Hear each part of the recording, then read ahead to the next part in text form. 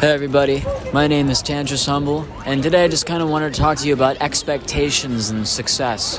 So from a young age, we have all of these expectations which have been inculcated into our brains from media, movies, basically anything that stimulates the mind from a young age. So if you take some films, not all films, like take heroes films, the handsome guy is always surrounded by women. Maybe you think like a Batman figure, for example. Batman has money, he's very handsome, he's powerful. And these are all things certainly to strive for, but then there are the materialistic elements that are in that character which I'm never really able to relate to. And what do I mean by that? Well, for example, money and materialistic items, and this is going to sound a little cliche, but I know that you feel the same way, don't really interest me that much anymore. Not necessarily because there's no appeal, but there have been so many times that I go into a store, I see like a figurine of a character I really like. Let's say like Link from The Legend of Zelda. And I love the Master Sword and the design and the shield, the color of his tunic, and I think, man, that is so cool. I would love to have that in my room. So then I buy the thing in a rush of adrenaline.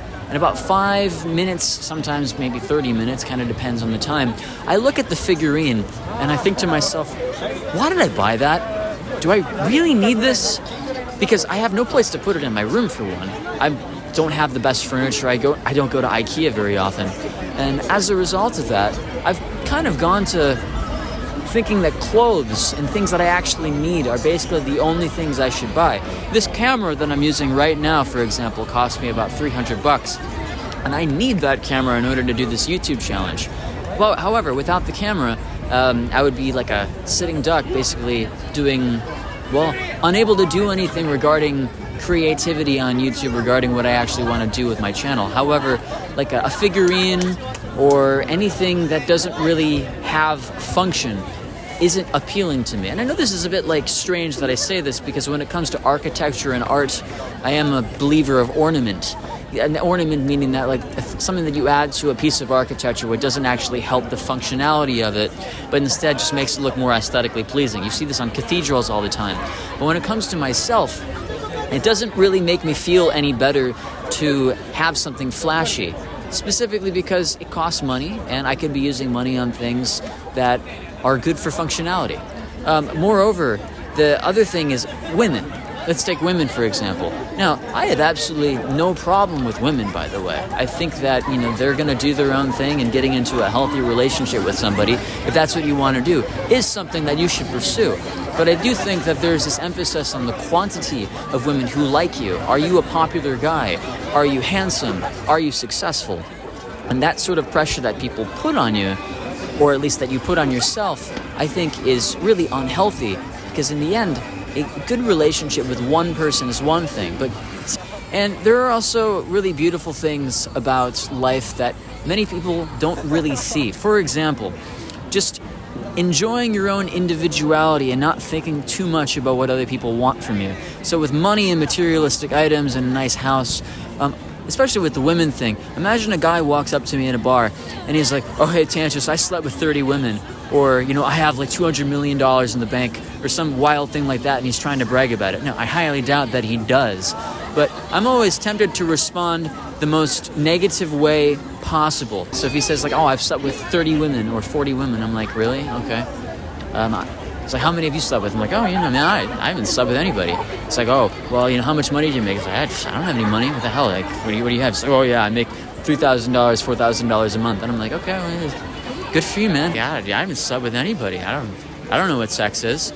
And like, just be so sarcastic to the point that maybe he'll have a modicum of self-awareness and know that I really don't care that much. Like, good for you, man. Enjoy your life. I'm glad that you've slept with so many people.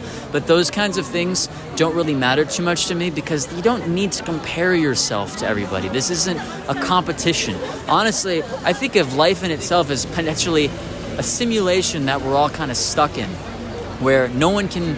Think about it for a second. Like, if this life really is a simulation and we die someday, Lane was telling me this the other day, some people have had near-death experiences where they die and they see 3 screens. I'm trying to remember all 3 of them, but like there's one screen where you see your life for what it was then another screen where every time that you hurt somebody, you feel terrible, and every time that you made somebody feel good, you felt amazing. And it's kind of made me realize that we take the life here in the now most seriously, the materialistic life, where we think about money and we think about a big house. But to me, that's not super important, because even if I did have a big house, even if I did have a lot of money, what would I do with it? To me, it's about the functionality of something. The paradox, though, of thinking that is when it comes to art, and let's say architecture, for example, I actually do think something like ornament or things that don't help the functionality really benefit. And this is, it's cool to think about, because for me, I think about the functionality of all the things that I own for me individually. But think of a cathedral, like Notre Dame, for example. The way that Notre Dame is constructed, there are all these reliefs on that thing, which don't necessarily help the structure itself, but make it look really beautiful. And I guess we can appreciate something like that. Maybe if we had that figurine, we can appreciate how it creates like the ambiance of a room. But for the sake of buying it and then throwing it in a desk somewhere and never seeing it again, I don't really see the value in it.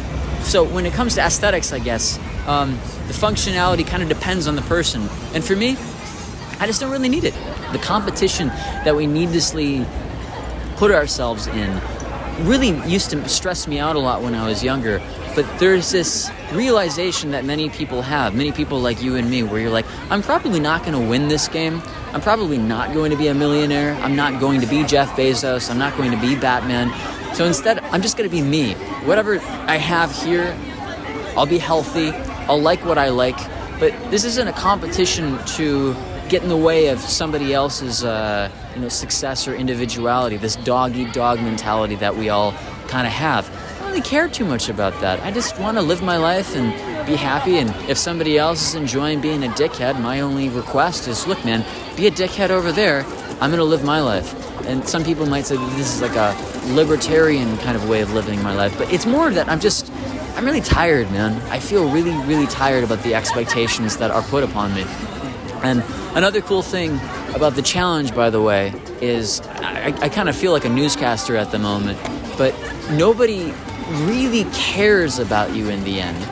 That's the other thing that I keep stressing to people who are worried about what others think about them, is they're not thinking about you.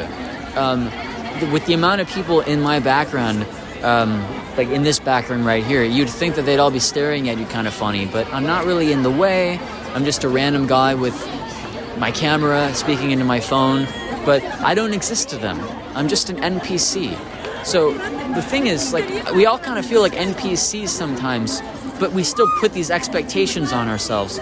Like we buy things we don't need with money we don't have to impress people we don't like, and that really, really does ring true, guys. So if you're worried about what other people think about you, or if you're worried about like the expectations, or maybe you're not even worried about them, you don't realize you have them, give a couple minutes of your time to reflect on that and recognize that a lot of it is shit you don't even need, and that probably deep down inside you don't even really want in the first place.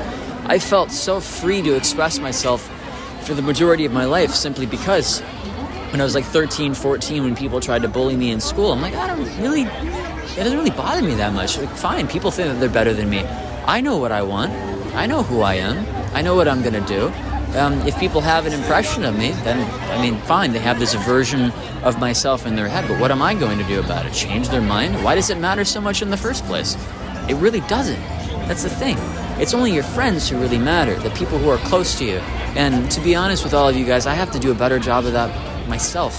The thing about the whole, detaching yourself from everybody is, it can go a little bit too far, and you detach yourself from your friends and your family, and, there is value in listening to the people who want to give you a healthy critique so that, you become a better friend or a better person in the context of a relationship.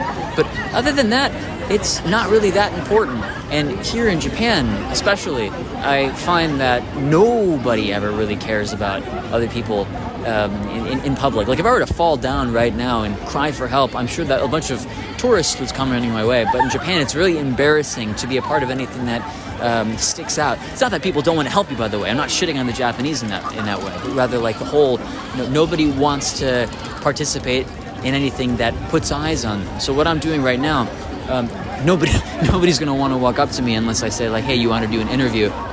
and I'm kind of like controlling the vibe. So that's also pretty cool.